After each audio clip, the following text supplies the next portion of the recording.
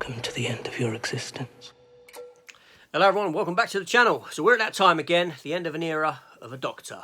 Yes, Jodie Whittaker's final swan song. Jodie Whittaker's last foray into the TARDIS. Her tenure has come to an end with The Power of the Doctor. Now, The Power of the Doctor being a one-off special, is it any good or isn't it?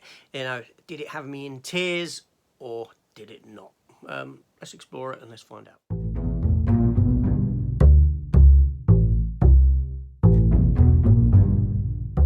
This is the day you are erased forever.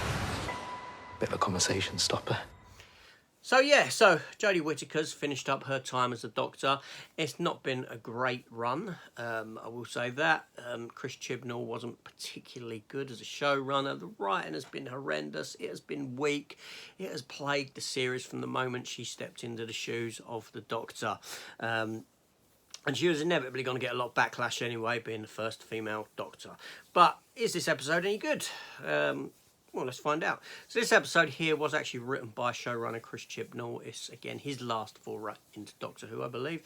It's his goodbye as well, before the return of Russell T Davies, which is fantastic. This episode was directed by Jamie Magnus Stone. Now, this episode here gave me what I've always wanted from a special, that being an hour and a half in length. I've never understood why the other specials have stuck to about an hour when they should be giving us feature length things. So they've done that here. However, this episode is very much like a trifle. Yeah, one of them lovely desserts. Actually, I don't like trifles, but there we go, that's another story. But yeah, this episode is much like a trifle, and I'll come into that. So this here, we're given this over-convoluted plot involving Cybermen, involving Daleks, involving the Master, involving historic the Doctor's companions, and all this sort of stuff. And I'm not going to go into depth or anything into the story of it, because I don't think I feel a need to. If you've watched the episode, you know what happened, you know what goes on. I want to talk about the structure of the episode. I want to talk about the impact of the ending. I want to talk about that sort of stuff. Now, for me, you know, I feel like the writers of this thing must have been on speed when they wrote it, right? Because this thing doesn't want to let up. This thing is going 10 to the dozen. It doesn't want to take its foot off the pedal, and it is just an influx of visual and audio stuff thrown at your senses for the entire 90 minutes. It doesn't slow down to allow you to get off and take a breath. Now, I don't know if that's a good thing or a bad thing. I mean, for some people, it depends on where you stand on that side of things. For me, like I said, this show is like a trifle. Not that I don't like trifles. Well, I don't like trifles, but that's got nothing to do with it. That's irrelevant. What I mean is that a trifle is a multi-layered blimmin' piece of dessert, right? You've got the jam, you've got the sponge, sometimes you've got fruit in there, you've got the custard, you've got the cream, you've got sprinklings on top, and that's exactly what this show gives you. And then it shoves it in your goddamn face, splat.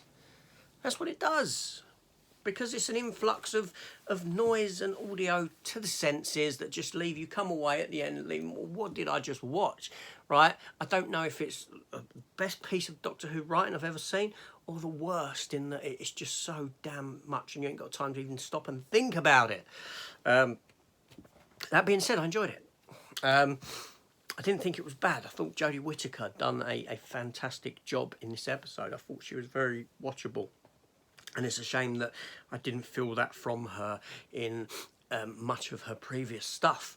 I think Chris Chibnall here, you know, he's actually thought about what he was writing at least. However, the one concern I do have about this is this would never have been Jodie Whittaker's final foray into the Doctor. This would never have been the story you got, a story with degeneration in it, simply because of the David Tennant reveal at the end. And this is the issue I have, is that was written first, and then this special was written around that appearance, that going back, right? Because we know that she degenerates into David Tennant.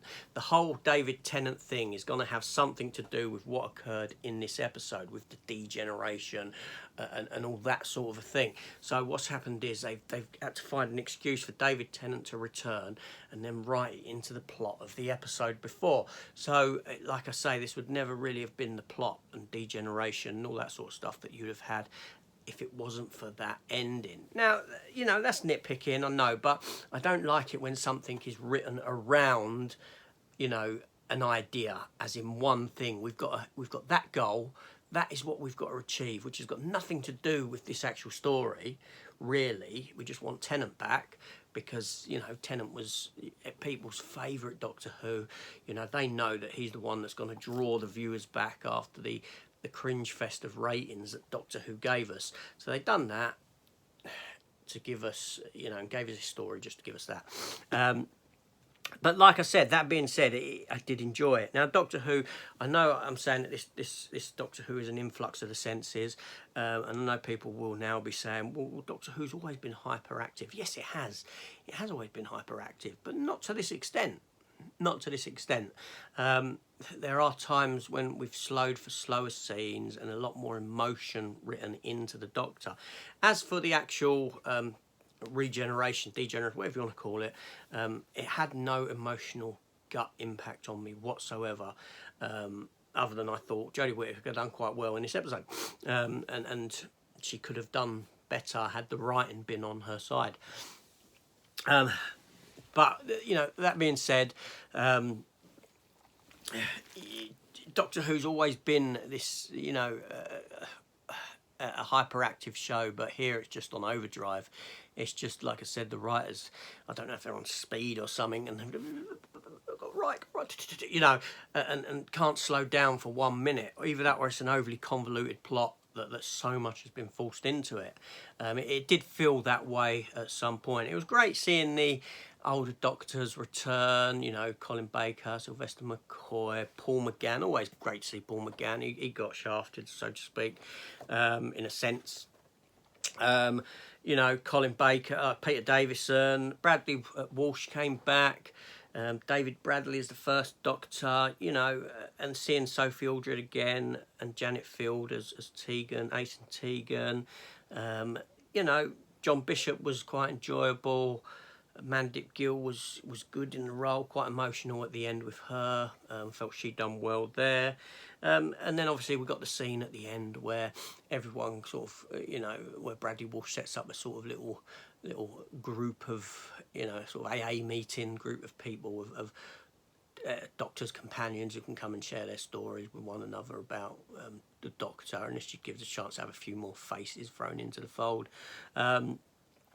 Yeah, no, it was enjoyable. I enjoyed it. I know I've been quite critical of it, but at the end of the day, it was, you know, it didn't bore. It didn't bore.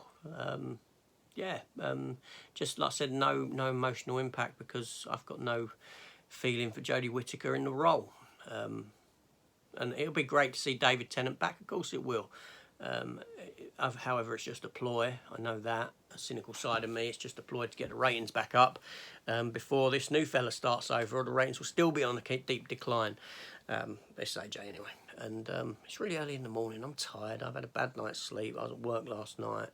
There we go. I'll see you on the next one. Take care all and goodbye. I don't want it to end.